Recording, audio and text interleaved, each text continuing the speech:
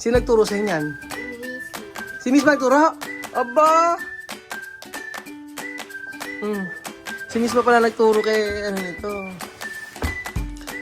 Tapos, tingnan natin kung makakabasag si Sophie. So, araw po sa inyo lahat mga amigo. Ayan po si Ate Sophie ninyo at kita nyo po ang ginagawa niya. Siya po ay naghuhugas ng plato. Ay, 6 years old pa lang. Tingnan natin kung ano ang kayang ano ang ginagawa ni Sophie. Alam nyo, hindi naman siya inuutusan. Pero tingnan nyo, nagawa niyang Tapos, paano maghugas? Sige pa, lagyan pa tubig, anak. Tubig pa. Para malinis. Yan. Marunong. Ganyan. Hinihimas-himas pa yun.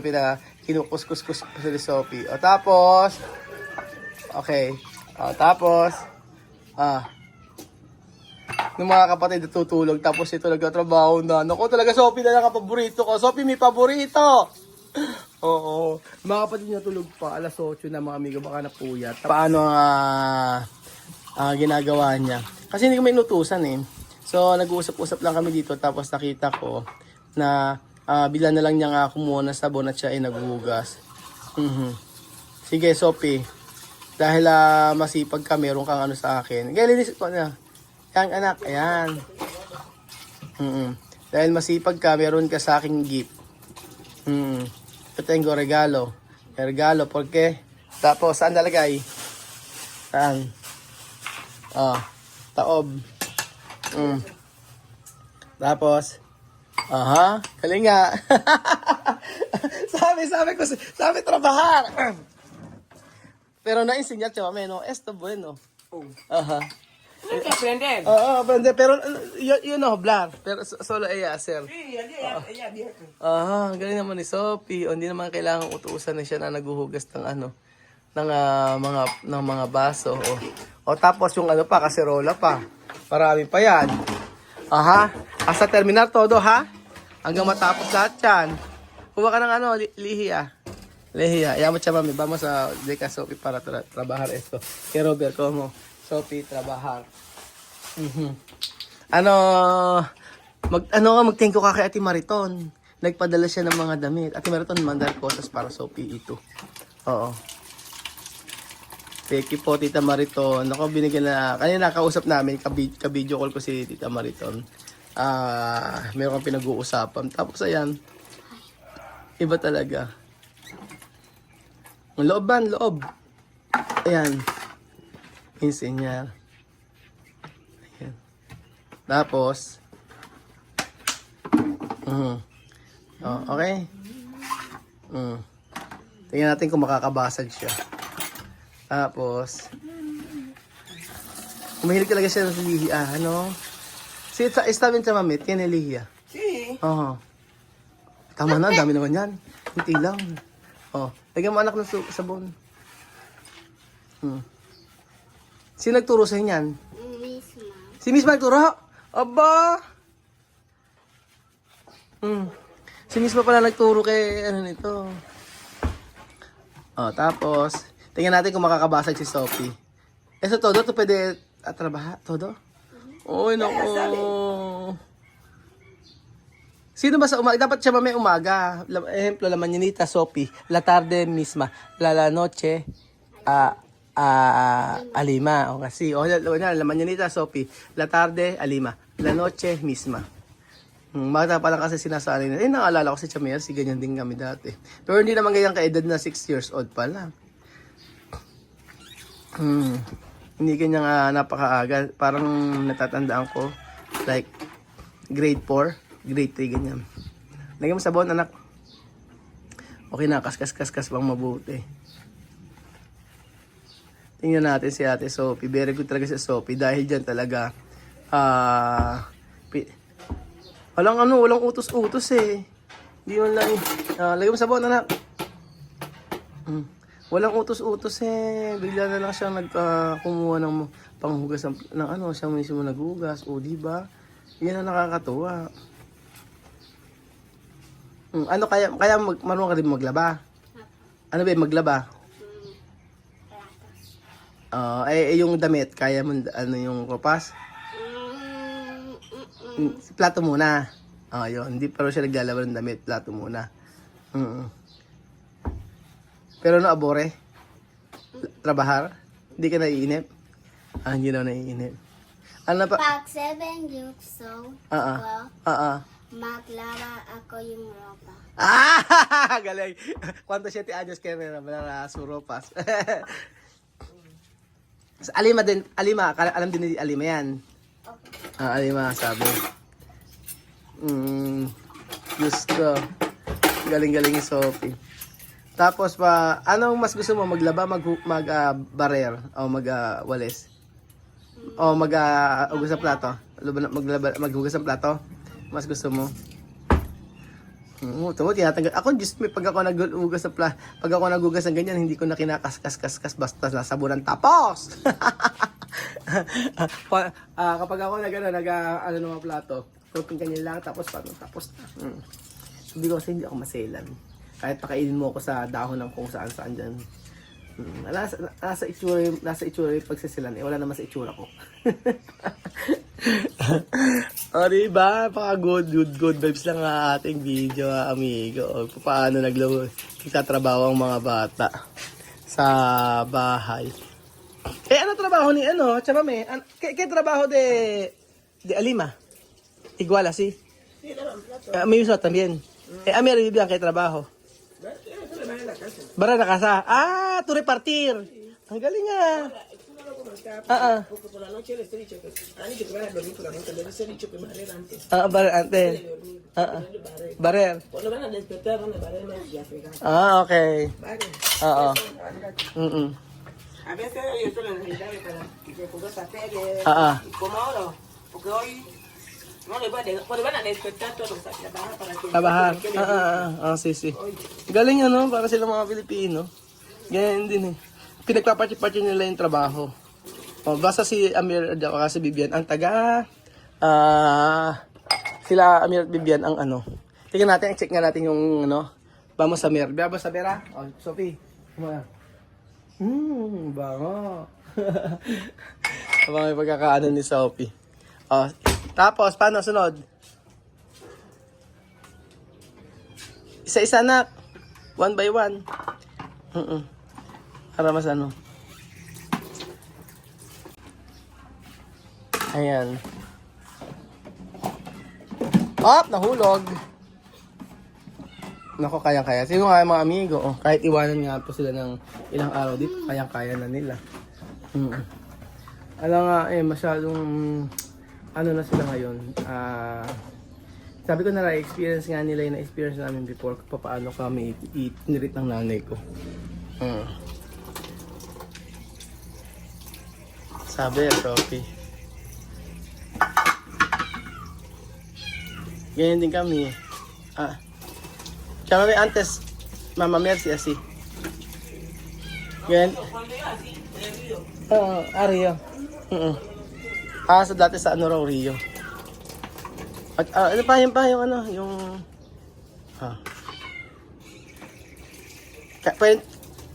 Pwede terminar todo esto? Ayaw mo tapusin? Sige nga, tingnan natin kung kaya. Oo nga. Galing yung Sophie. Antes que la otra casa ahí pequeña yo lavaba las 4 años. ¿Dónde? Ahí, comba. Antes! Dati daw, 4 years old daw siya, daw nag-aano ng mga plato. Nag-uugas sa mga plato. Kino-Clorox. Meron naman akong kaibigan dati, yung mga sinasabon, yung mga gulay. Sa Ate Robby, shoutout sa iyo na nasa Malabo. Yung mga gulay, hinugasan niya at sinasabon niya. Tapos ang 3 banlaw yon, pagkayari, yung huling banlaw ay nilalagyan niya tubig na na mineral water yung pinangbabanlaw niya. Ganoon siya. So kanya makasi sa trabaho. Ngayon nakapag na si Chamame nakapaglaban na siya. Mamaya maglinis-linis. Baka simple nga ng buhay namin dito. Ganyan lang. Pagka ngayon walang pasok, hindi makakapag-trabaho. Galing nga!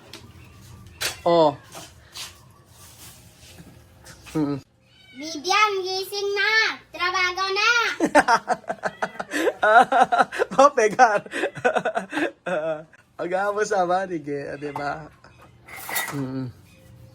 Oh, pedar. Kayo ba mga amigo, ilang taong kayo nagtrabaho sa bahay? Naku, ito yung sinasabi sa akin, ng nanay ko, ma'am, Chamers dati. Kaya kami tinuturuan sa bahay kasi pagka if-ever daw lumayo kami or kahit nasa kami mapunta, mabubuhay kami. Hindi namin iuutos kung kanino. Pero dati, meron kaming kasama sa bahay. Oo, meron kaming kasama sa bahay, pero hindi namin inaasa lahat sa kanya. So, pagluluto lang. Pero yung paghugas sa ganyan, nakatoka-toka kami.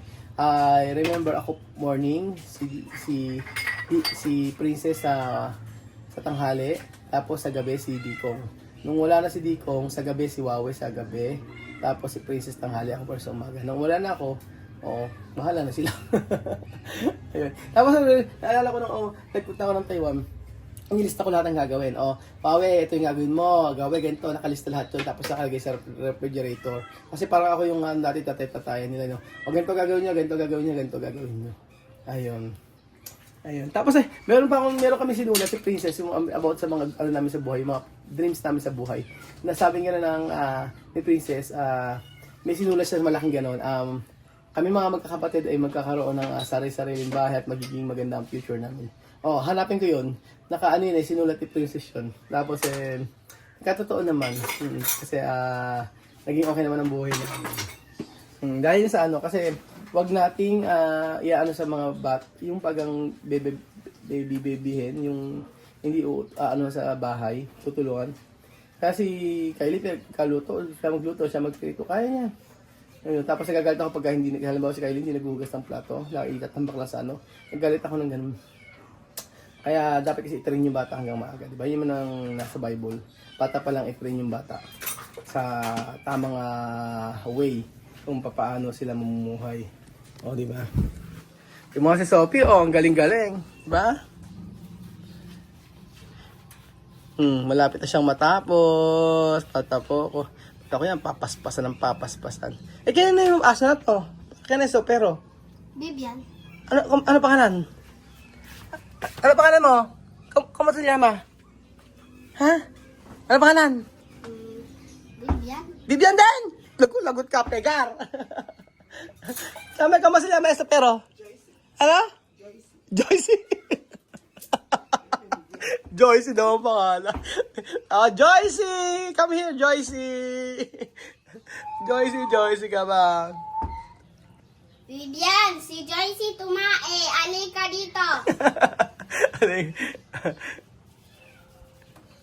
Tapos na si Sophie, Palapit nang matapos si Sophie. Galing! Nako, dapat talaga ibili na to ng regalo. Bisikleta ba, anak? Sure ka? Pero no pwede, no pasyara la puera, solo aquí. Ibilan ko nga ito. Sige, okay ba? Okay? Sige. Anong klase bisikleta? Pink. Pink ba? Ako, sige. Dahil pinaghihirapan yun. Kumbaga, di mo inuutusan pero ganyan nagtatrabaho sa bahay. Di ba? Deserve yan pag mga ganyan. Ayan. Hoy, Joycey! Wala pang pagkain. Wait. Joycey! Joycey! Joycey ang pangalan. Natapos na! Galing ni Sophie! Pambira. Lagi mo sabon, anak. Ay ka pa narahabon. Ganon. Galing naman ni Ate Sophie. Iba ang husay.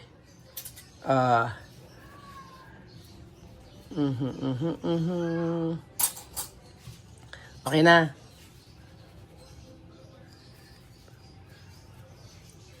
Sipag-sipag, Ate Sophie.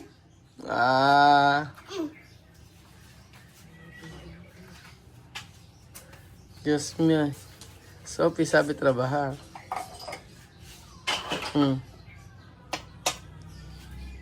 Galing. Ano mahirap? Ano difícil? Labar plato, labar ropas. Difícil. Oo, mahirap. Laban ropas. Laban ropas. Oo. Pero chamame no difícil. Todo fácil. Cuando trabajar la casa. Esto, oo. Walang problema. Basta, ayan na, naghuhugas na si Sophie. Ano, tulungan kita, anak. Ako na dyan. Para matapos ka agad.